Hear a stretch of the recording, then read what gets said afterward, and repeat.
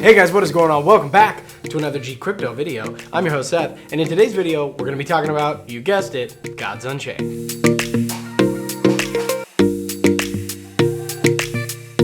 Now, before we get into the video, go ahead and do me a favor. Go down, make sure to drop a like on the video, make sure to subscribe if you're interested in more Gods Unchained content and the kind of content we do on the show. You know, crypto gaming, all kinds of different stuff coming your way. So be sure to drop a like, be sure to subscribe, and that's about it. Now, obviously, there are a ton of cards in the card game that is Gods Unchained. There are a lot of different sets, of different abilities, all kinds of different things. But today I wanted to talk about my top cards in each mana cost that are in the neutral category. So they can go in any deck. They're not, beholden to a god the way that a lot of cards are, because these cards have served me well over the course of my my career so far in Gods Unchained, and so I wanted to make this video for people who are maybe in the beginner or intermediate stage and are looking for a little bit of guidance on the cards that they can pick. Most of these cards, almost all of them, are either from the core or welcome sets, meaning you can get them for free. You don't have to buy packs, you don't have to do anything like that in order to get these cards, because I wanted to sort of emphasize that you can get some really solid cards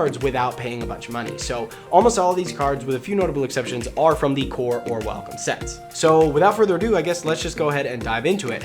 At number 1, we have our 1 mana cost cards, and the top cards that I think are best in this category. First up, we have the Wild Hog. Now, the Wild Hog is part of the welcome set, and it's a fantastic card. It's 1 mana cost, it gives you 2 attack and 3 defense, and it can go in any deck. The only downside to the Wild Hog is that it has Confused, but I'm not joking when I say I'm pretty sure this is in every deck I ever fight just about. I would say that 80% of decks have a Wild Hog that goes out in the field early, because again, it's got 2 attack, 3 defense, it can stand out to a little punishment, and it's a good card to just get out on the field and get attacking right away. So definitely a solid pickup, especially when you're first starting out. Next up at number 2 on the list for 1 mana cost cards, we have the Spring Bloom Hunter. This is part of the welcome set, and the Spring Bloom Hunter is another one of those cards that I see everywhere. It is a 1 mana cost 2/2 card, but what you're really here for is the regen, because the Spring Bloom Hunter has regen 1, which means at the end of your turn it regains 1 health, and that regen can be hugely beneficial, especially against some of those early frontline creatures like the Barricade that has 1 attack.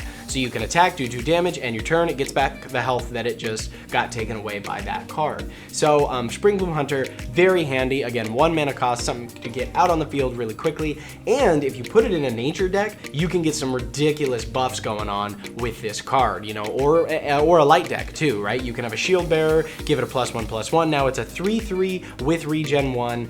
You can see where this is going. You can add buffs to this card to make it very powerful very quickly. So that's why it's in my top picks. Next up, we have the Tribal Orc. 1 mana cost for 2/2, but the kicker with this one and what makes it so good is if you have 2 creatures already on the board, it, as its roar ability, gets +1 strength, making it a 3/2 1 mana cost card. And 3 attack for a 1 mana cost card is about as good as it gets, especially without having to do any penalties or sacrifice anything. But it's a great card to get out on the field, and again, you can add some buffs onto it because it's a neutral card. You can throw it in a light deck, get a Shield Bearer on it, +1/+1, maybe get a Feeled Emissary, which we'll talk about later, give it another +1/+1, and it starts to stack up really, really quickly. So great card to have in your deck for 1 mana cost. But that wraps it up for 1 mana cost cards, brings us on to 2 mana cost cards. So first up is the Feeled Janissary. I think I said Emissary earlier, but Feeled Janissary. What this does, it's a 2 mana cost card, it's 2/1, but it gives a +1/+1 to a friendly creature of your choice.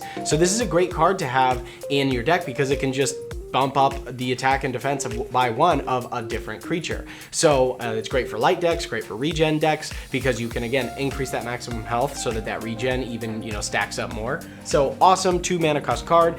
It is not part of the core or welcome set. It is part of the Genesis set. So you're probably gonna have to get some packs that you can win over weekend rank to get this, but it's pretty easy to get. I've got like 4 or 5 I think of them, so easy to get, and then you can throw it into your decks. Next up, as part of the core set, we have the Portable Fortress. Now this is pretty straightforward. It has 0 attack, but it has 8 defense and frontline. So 2 mana, 8 frontline. It basically just is some HP for the other enemies to chew through before, while you get set up and have some cards get out, remove some sleep from some creatures. So it's very common. I see it all the time, and it's one that I use quite a bit too, especially in my Magic decks. Pretty straightforward, but great card and part of the core packs. And finally, we have, for the 2 mana cost cards, wrapping up the Shield Maiden. Now, a lot of people might disagree with this one, but I love this old gal. She's saved my ass a bunch of times. She has 2 attack, 3 defense, and again for 2 mana cost, which means that at 3 health, she can usually stand up to 2 enemy attacks with 2 strength. So it's great to get her out on the field early because she can protect other creatures while you get set up, you know, get a couple of cool backline things going or what have you. But she's a great creature to throw out, and she can usually stand up to a little punishment, and she saved my butt a couple of times. And like I said, you can always stack some, you know, Aphila Janissary on there, get her a +3, you know, 3/4. As you can see, she's a great card, has frontline, so able to protect your other creatures, and I have them in a lot of my different decks. Next up, we have our 3 mana cost cards. Now, both of the cards that I have here are structures, the first being the Barbed Portcullis. Now, it's 3 mana cost, gives you 2 attack, 4 defense, and it has front line, so you're able to set that up, maybe get some attacks going with your other creatures. Very handy. I had it in all of my decks pretty much up until recently when I got some Bronze Gates, which I wanted to throw in here. Technically, the Bronze Gate is not, you know, part of the core or welcome set. It is part of the order set of cards, so but nevertheless, it is a 3 mana cost, I believe, has 2 attack, 3 defense, but 1 armor, which basically that 1 armor is what you're here for. It's a significant upgrade because if you haven't heard about armor, I talked about it in this video over here where I talked about some of the best features to look for, but armor just makes it so that the incoming attack has to exceed that creature's armor in order to do any damage. So your Bronze Gate can take more punishment than your Barbed Portcullis. So I replaced my Barbed Portcullises in all of my decks with the Bronze Gate, which is also a really awesome card. Oh, and also at 3 mana cost are Battle Aurochs. These are part of the core set. It's 3 mana cost, 3 defense, 3 offense with frontline. So just a good, solid, standard card. It comes up in the Sanctum a lot, and I usually yank it out of there and throw it on the field when I need it.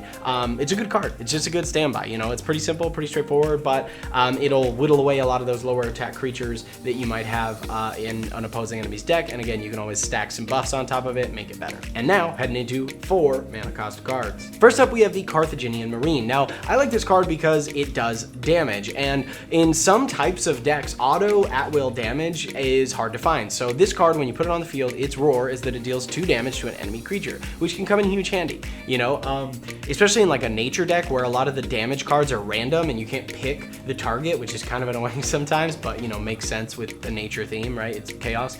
But the Carthaginian Marine, it's 4 mana cost, 3 attack, 3 defense, and it deals 2 damage to a creature when it comes onto the field. So great card, I like it a lot. Next up, we have the Underbridge Assailant. This is part of the Welcome deck. Now, the Underbridge Assailant I've used forever, and I had them in almost every single deck that I made. In fact, I still have them in a lot. Basically, the Underbridge Assailant is the bigger, badder, more awesome sister to the Springbloom Hunter, because the Underbridge Assailant is 4 mana cost, has 5 attack, 3 health, but 1 regen. And if you put her in a nature deck, you can up her max health, or a light deck, up that max health quite a bit very quickly, and have an awesome, you know, creature with high attack bonus, good amount of regen, and that can just dish out damage all the time. So very good card.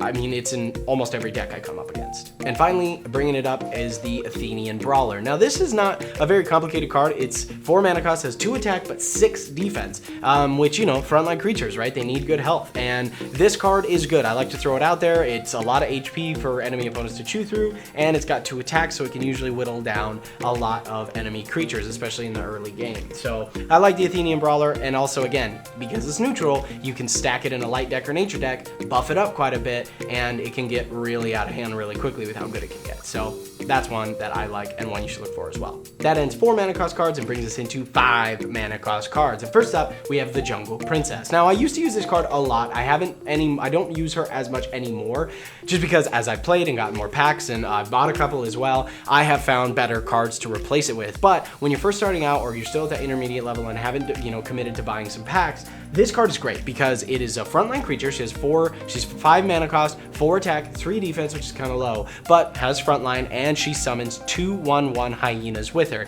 And those little hyenas are great to either just dish out a little bit of extra damage, or to use as like sacrificial pawns for certain cards, like, you know, Just a Nibble in the death deck. You can sacrifice a creature, deal 1 damage to it, and your god gains 5 or 7 health, I don't remember.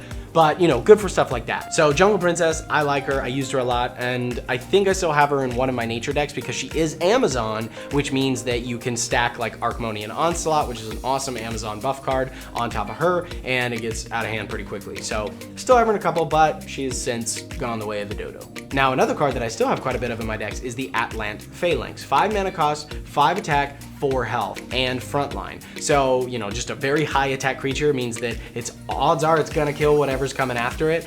So it's a good way to make your, you know, your opponent sacrifice one of their high attack creatures and just, you know, deal some crazy good damage. And when it's still alive, you can always use that 5 attack to either take out an enemy frontline creature or just go straight to their god. So solid card, solid pickup. It's part of the core set, and you know, so you get a couple of them pretty quickly.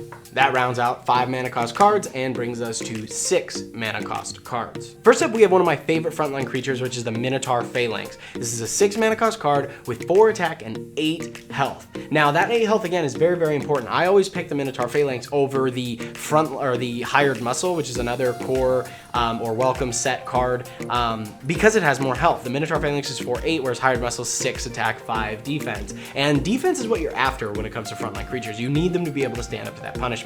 And again, with, you know, it being a neutral core card, if you have a Minotaur Phalanx in like a nature deck where you can have, there's a card that gives a creature +6 regen at the end of your turn. So you can imagine, right? A creature with 8 health, and then you give it +6 regen, and just every turn it gets 6 health back out of 8, 6 health back out of 8. Like, it gets out of hand really quickly, and then you can stack some other crazy buffs on it, and it becomes very, very hard to get around for enemy opponents. So I really like this card, and it's one you should definitely pick up. Next up, we have the Aether Vanguard. Now, this card was one of the better cards that I got like early on, and I was really excited about it because it's 6 mana cost, it's 4/4, you know, attack and defense, but its roar ability is that you can deal 2 damage to 2 different creatures or 4 damage to 1 creature because you can select the same creature twice. And again, just creatures that roar and then do auto damage are so handy. I've used the Aether Vanguard to more than once take out 2 enemy creatures that were low on health and clear the board of some risk. So it's a great card, and I just like it. The artwork's dope, it looks cool, it's a fun card to use, and yeah, so good card, good pickup. Check it out. Now we're starting to get into the territory of the higher mana cost cards, which, you know, it's tricky because so many matches don't necessarily get to the higher mana cost, but I needed to pick a few, so here you go. At 7 mana cost, we have the one card that I think is pretty freaking solid, and that is the Burnished Bull. The Burnished Bull is 7 mana cost, 10 attack, 10 defense. This thing is a fucking tank. And if you put it, because again, all these cards are neutral, so you can put them in any deck, right? Which means that they can have some really insane buffs with decks like nature decks, light decks, even war decks, right? Like a Burnished Bull with war and giving it overkill, and like all of a sudden you have that 10 attack and that 10 health with overkill, with twin strike maybe going in on some enemy creatures. It gets out of hand very, very quickly. So the Burnished Bull is solid. Also honorable mention here is the Cyclops Defender, 7 mana for 6 attack and 10 defense with frontline. So, you know, basically a better version of that Minotaur Phalanx we were talking about earlier.